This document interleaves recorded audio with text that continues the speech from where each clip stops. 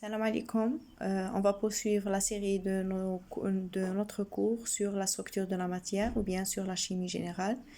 Maintenant, on passe à la notion d'atome, molécule, mole et nombre d'Avogadro. L'atome, c'est la plus petite partie d'un élément qui peut exister dans la nature. L'assemblage de plusieurs atomes constitue la molécule.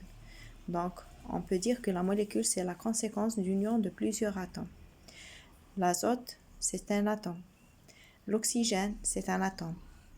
Le H2O, c'est une molécule. Donc là, il va y avoir l'assemblage de plusieurs atomes. La mole, c'est l'unité de mesure de la quantité de matière. Donc la quantité de matière est mesurée par mole et l'unité est donnée en mole. Qu'est-ce qu'on veut dire par le nombre d'Avogadro? Le nombre d'atomes qui est contenu dans une mole de matière, donc on a une mole de matière.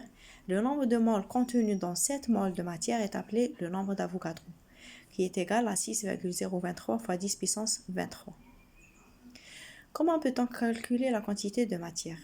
Donc, dans le cas de solide ou bien de liquide, on applique la loi N est égal à la masse sur la masse moléculaire. Petit m représente la masse de notre composant et elle est donnée en grammes. Grand M, c'est la masse molaire de composant et est donnée en grammes par mol.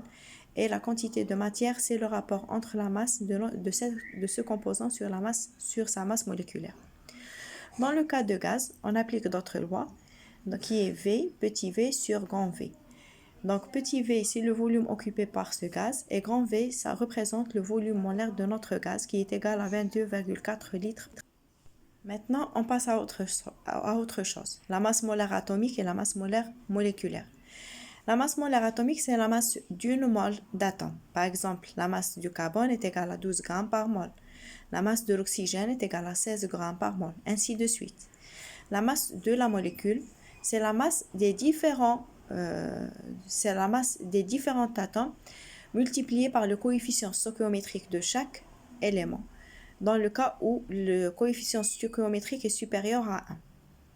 La loi de conservation de masse, ou bien la loi de Lavoisier, dit ou bien énonce que dans le cas d'une réaction chimique ou bien dans le cas d'une transformation entre réactif et produit, il ne va pas y avoir perte de masse. Donc, il va y avoir conservation de la matière. Il ne va pas y avoir ni gain ni perte de notre masse.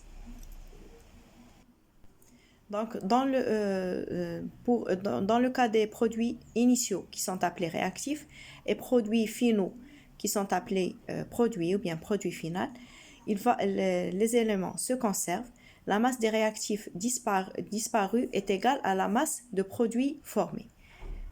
Et ceci est appelé la loi de Lavoisier. Merci pour votre attention.